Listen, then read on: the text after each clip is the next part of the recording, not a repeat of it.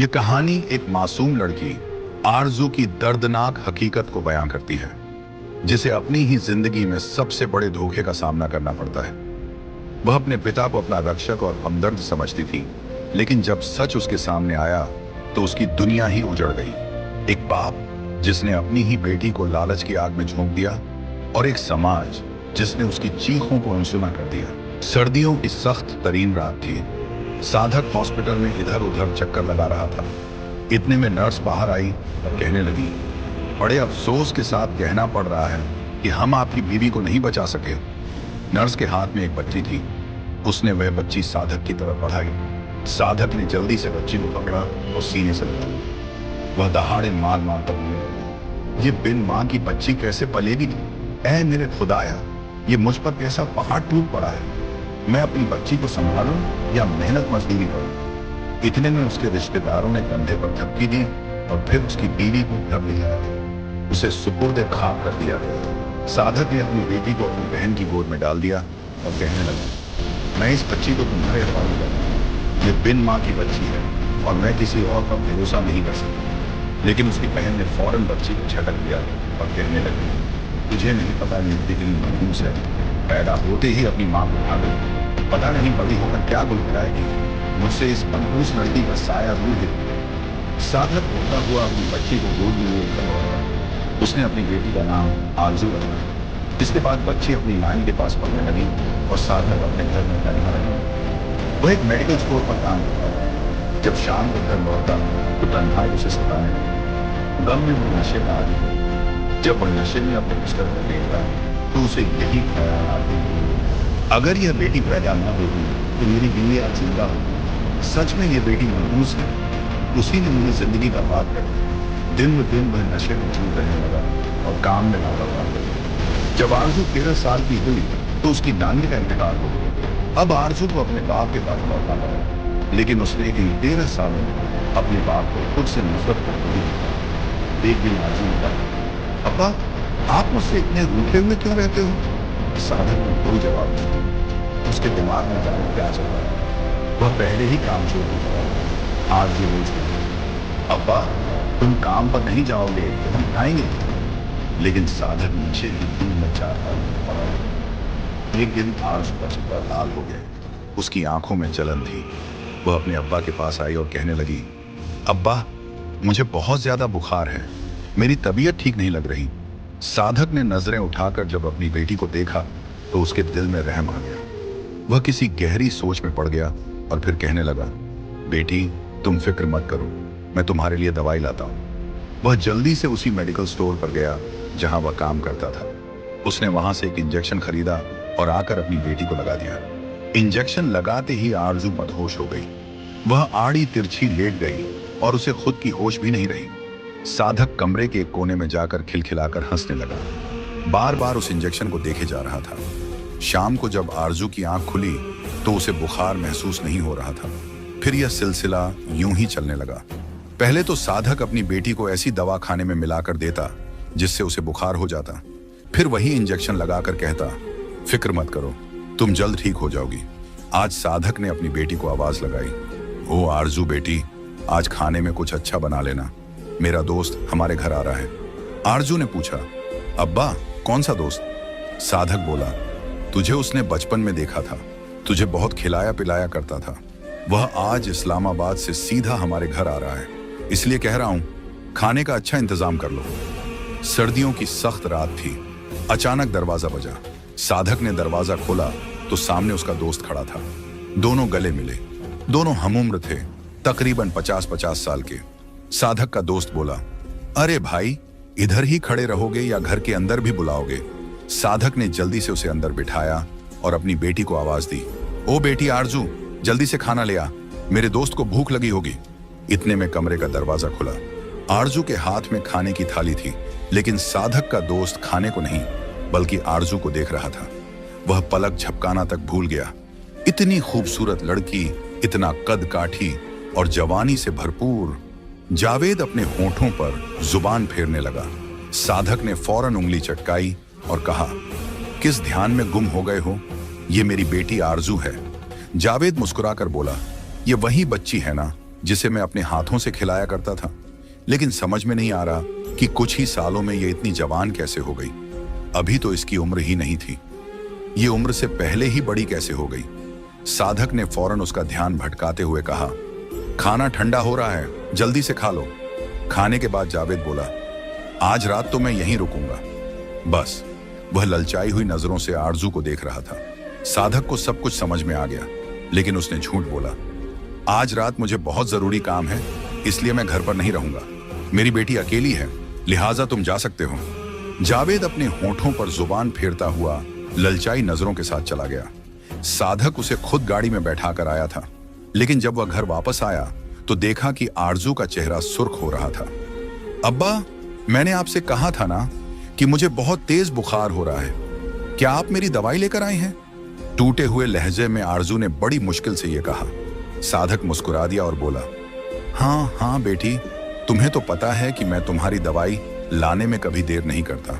मैं ये इंजेक्शन ले आया हूं, चलो तुम्हें इंजेक्शन लगा दूं। सुबह तक तुम्हारा बुखार बिल्कुल ठीक हो जाएगा। वह मक्कारी से मुस्कुरा रहा था। आरजू खामोशी से अंदर जाकर बैठ गई। साधक ने उसकी बाजू का कपड़ा ऊपर किया और महारत से इंजेक्शन लगा दिया। आरजू कुछ देर तक बाजू मलते हुए बैठी रही, फिर धीरे धीरे उस पर सुस्ती तारी होने लगी। बुखार की वजह से पहले ही वह बहुत निढाल महसूस कर रही थी। वह जहां बैठी थी वहीं धीरे धीरे बेहोशी में डूबने लगी। वहीं आड़ी तिरछी होकर लेट गई। साधक बेताबी से कमरे के बाहर घूम रहा था। धप्प की आवाज से जैसे ही आरजू बिस्तर पर गिरी, साधक लपक कर कमरे के अंदर गया। उसने एक निगाह आरजू पर डाली और बुदबुदाया, आज जावेद की बातों ने साबित कर दिया कि पिछले 2 सालों से जो मैं कोशिश कर रहा हूं वह जाया नहीं गई। मेरा काम हो गया। उसने पुरअसरार अंदाज में मुस्कुराते हुए जेब में हाथ डालकर वो इंजेक्शन निकाल लिया जो उसने कुछ देर पहले आरजू को लगाया था। उसकी निगाहें इंजेक्शन पर फिसल रही थीं। यह कोई आम इंजेक्शन नहीं था। कई साल पहले जब वह फार्मेसी में हेल्पर के तौर पर काम करता था, उसी दौरान उसे पता चला था कि दुनिया में कुछ ऐसे अजीब किस्म के इंजेक्शन मौजूद हैं जो किसी लड़की के जिस्म में लगाए जाएं तो वह वक्त से पहले जवान और खूबसूरत हो जाती है। 2 साल पहले ही उसने यही इंजेक्शन अपनी बेटी आरजू पर इस्तेमाल करने शुरू कर दिए थे। हर हफ्ते वह चुपके से उसे ऐसी दवा खिला देता जिससे उसे बुखार हो जाता। वह बेचारी दर्द और बुखार की शिद्दत से पूरा दिन तड़पती रहती, और जब वह दवा लाने के लिए कहती तो साधक मुस्कुराता हुआ वही इंजेक्शन खरीद लाता और उसे लगा देता। सुबह तक उसका बुखार भी उतर जाता, लेकिन उसके जिस्म में अजीब तब्दीलियां आने लगी थीं। वह खुद हैरान थी कि इतनी जल्दी जिस्मानी बदलाव क्यों हो रहे हैं। साधक ने एहतियात के साथ इंजेक्शन को नष्ट कर दिया। अगली सुबह आरजू जागी तो उसके जिस्म में अजीब सा दर्द हो रहा था। वह नाश्ता बनाने लगी। इतने में पास वाली खाला बल्कि की आवाज आई, ओ आरजू बिटिया, जरा थोड़ी सी चीनी दे देना, हमारा राशन खत्म हो चुका है, शाम को ही ला पाऊंगी। आरजू ने खामोशी से चीनी का डिब्बा खोला और उनके लिए चीनी डालने लगी। खाला बल्कि गहरी निगाहों से उसे देख रही थी। हाय आरजू, तू तो दिन ब दिन खूबसूरत होती जा रही है, जरा अपना कद काठी तो देख। तेरा बाप तुझे खिलाता भी कुछ नहीं, लेकिन तेरा जिस्म तो रोज बरोज खूबसूरत होता जा रहा है। एक मेरी मलीहा है, वह तेरी हमउम्र है, दोनों एक ही दिन पैदा हुई थी, लेकिन वह तो अब भी छोटी सी बच्ची लगती है। हालांकि तुम दोनों 14 साल की हो, न जाने तू वक्त से पहले कैसे जवान हो गई। खला बल्कि तजसीस जिज्ञासा भरे अंदाज में पूछे जा रही थी। आरजू चिढ़ने लगी। ये बात वह अक्सर ही कहती रहती थी, लेकिन आरजू को खुद भी नहीं पता था कि यह सब उसके साथ क्यों हो रहा है, क्यों वह वक्त से पहले एक जवान औरत के रूप में ढलती जा रही है। उसने चीनी की प्याली खाला बल्कि के हाथ में थमा दी। कुछ देर इधर उधर की बातें करने के बाद खला बल्कि अपने घर चली गई। अंदर साधक अभी तक खर्राटे मारते हुए सो रहा था। आरजू थोड़ी देर इधर उधर फिरती रही। किचन में सारा राशन खत्म हो चुका था। उसके पास पैसे भी नहीं थे, वरना बाहर जाकर कोई सामान खरीद लाती। अब्बा को बताना जरूरी था। वह थोड़ी देर सोचती रही, फिर हार कर साधक के पास चली आई और उसके कंधे को हिलाया। साधक यूं हड़बड़ाकर उठा जैसे कोई कयामत आ गई हो। क्या हुआ, क्यों उठा रही हो सुबह सुबह? कितनी बार कहा है, जब मैं कच्ची नींद से जागता हूं तो मेरी तबीयत खराब हो जाती है। मुझे जल्दी मत उठाया करो, बिल्कुल अपनी माँ की तरह हो। उसे भी बस यही पड़ा रहता था कि मैं सुबह सवेरे उठकर किसी काम पर निकल जाऊं। लेकिन अब्बा, अगर आप इसी तरह घर में सोते रहे तो पैसे कहां से आएंगे?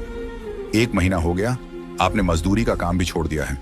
अगर सुबह सवेरे उठकर काम पर नहीं जाओगे तो घर कैसे चलेगा? साधक एकदम आंखें खोलकर उसे देखने लगा और बोला, मुझसे नहीं होती ये मजदूरी, मैं अपना कारोबार करूंगा।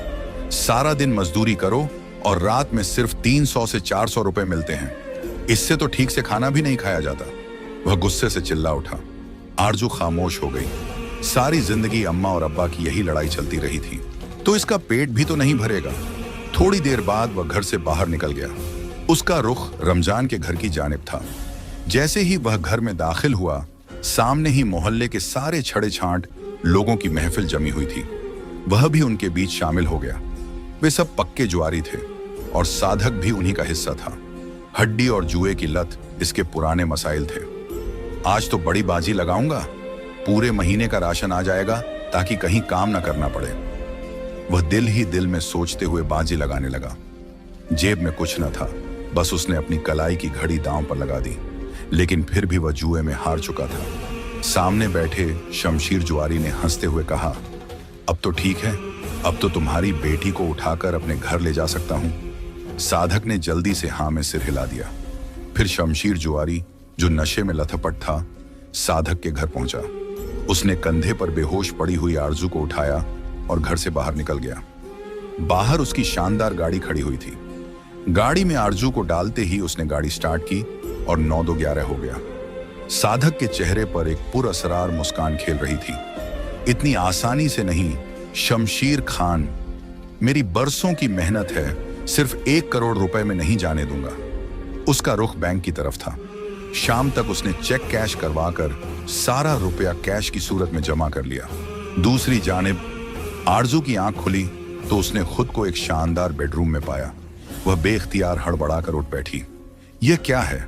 मेरा घर तो टूटा फूटा और पुराना था, ये कहां आ गई मैं? अचानक उसे याद आया, बेहोश होने से पहले क्या हुआ था। साधक और शमशीर ने उसे पकड़ा था। फिर साधक ने उसे इंजेक्शन लगाया था।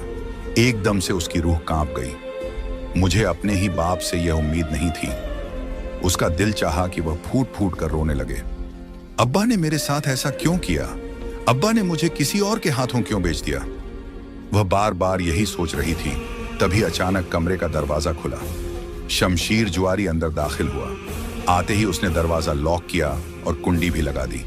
अब वह भूखी निगाहों से आरजू को देख रहा था और उसकी तरफ बढ़ रहा था। आरजू खौफ से थर-थर कांपने लगी। नहीं, मुझे जाने दो, मुझे अब्बा के पास वापस जाना है। शमशीर ने एक जोरदार ठहाका लगाया और हंसते हुए बोला, तुम्हारा अब्बा खुद तुम्हें मेरे हाथों फरोख्त कर चुका है, पूरे 1 करोड़ रुपए में। अब तुम्हें कोई बचाने नहीं आएगा। आरजू का दिल चाहा कि जमीन फट जाए और वह उसमें समा जाए। शमशीर उसके और करीब आ रहा था, लेकिन तभी अचानक दरवाजा बजा। शमशीर झुंझला गया। अब इस वक्त कौन आ गया? उसने दरवाजा खोला। बाहर मुलाजिम खड़ा था। साहब, नीचे जरा इमरजेंसी है, आपको आना पड़ेगा। शमशीर झुंझलाया। वह खा जाने वाली निगाहों से आरजू को घूरते हुए बाहर निकल गया। आरजू फिर अकेली रह गई। वह शदीद खौफजदा थी। तभी अचानक खिड़की पर दस्तक हुई। आरजू ने घबरा कर देखा। यह खिड़की घर के पीछे की तरफ खुलती थी। दस्तक के साथ अगली बार आवाज भी आई, आरजू दरवाजा खोलो, मैं हूं तुम्हारा अब्बा। आरजू चौंक गई। उसने आगे बढ़कर खिड़की खोली। वाकई वह साधक ही था। वह उसे खामोश रहने का इशारा कर रहा था। आरजू को एक जोरदार झटका लगा। जल्दी बाहर आओ, मैं तुम्हें यहां से निकालने के लिए आया हूं। साधक ने उसका हाथ पकड़कर उसे खिड़की से बाहर निकालने की कोशिश की। आरजू खौफजदा तो थी, लेकिन फिलहाल वह किसी भी तरह शमशीर से बचना चाहती थी। यहां उसे बेहद डर महसूस हो रहा था। साधक ने उसे बाहर निकाला। वहां एक छोटी सी गाड़ी खड़ी थी। आप मुझे कहां ले जा रहे हैं अब्बा? आरजू को अब तक यकीन नहीं हो रहा था कि साधक उसे शमशीर के हाथ बेच सकता है। साधक उसे गाड़ी में बिठाते हुए धीमे लहजे में बोला, शमशीर मेरा दोस्त है। गलती से मेरे हाथों उसका कोई नुकसान हो गया था, जिसकी वजह से उसने तुम्हें हासिल करने की शर्त रख दी। मैंने वक्ती तौर पर हामी तो भर ली थी, लेकिन जैसे ही मुझे मौका मिला मैं तुम्हें छुड़ाने के लिए आ गया। गाड़ी तेज तेज चलाते हुए वह यह कहे जा रहा था। आरजू की आंखों से आंसू बहने लगे। वह अपने बाप के बारे में गलत थी। वह तो अभी भी उससे उतना ही प्यार करता था जितना पहले करता था।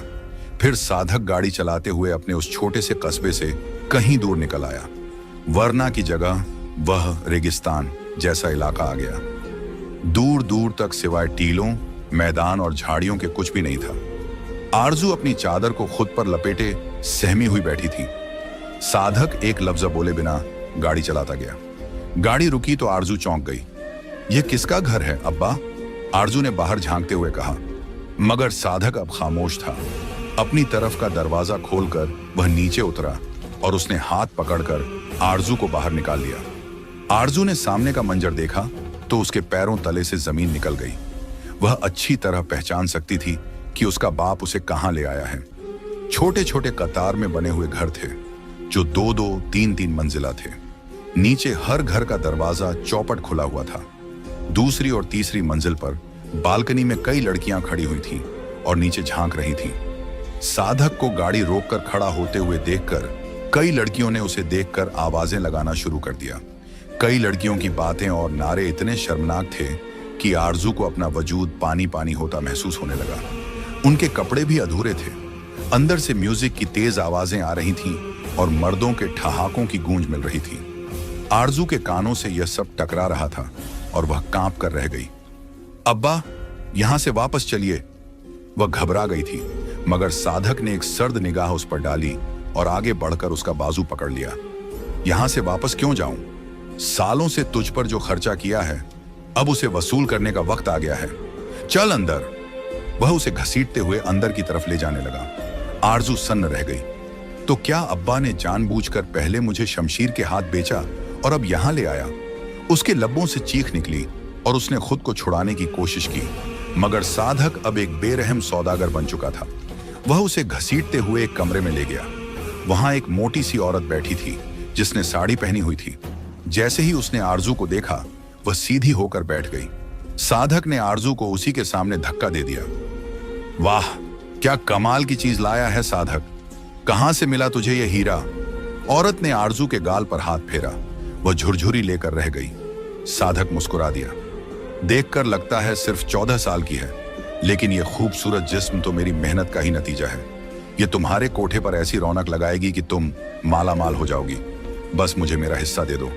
वह औरत जो कोठे की मालकिन थी इतराते हुए बोली, ऐसे माल के लिए तो हम तुझे ना जाने कितने पैसे देने को तैयार हैं। आरजू उठकर भागने लगी, मगर वहां मौजूद आदमियों ने उसे फिर से पकड़कर उसी औरत के कदमों में डाल दिया। वह बुरी तरह रोने लगी और अपने अब्बा की मिन्नतें करने लगी कि वह उसे यहां न छोड़े, मगर साधक बस मुस्कुराता रहा। 14 साल की उम्र है, लेकिन यह तो बिल्कुल 22 साल की जवान लड़की लग रही है। वह औरत आरजू को घूर रही थी। लेकिन तुमने ये कैसे किया? औरत ने सवाल किया। साधक ठहाका लगाकर हंस पड़ा। लोग समझते हैं कि यह मेरी बेटी है, लेकिन ऐसा कुछ नहीं। जब यह पैदा होने वाली थी तो इसकी मां कुंवारी थी। उसे सहारे की तलाश थी और मैं उसे दिखा तो उसने सोचा कि मैं उसकी जिंदगी संवार दूंगा, लेकिन यह उसकी भूल थी। साधक ने फिर से ठहाका लगाया और औरत की दी हुई रकम गिनने लगा। लालच और हवस उसके चेहरे पर फैला हुआ था। यह मुझे मजबूर करती थी कि मेहनत मजदूरी करके पैसे कमा कर लाओ।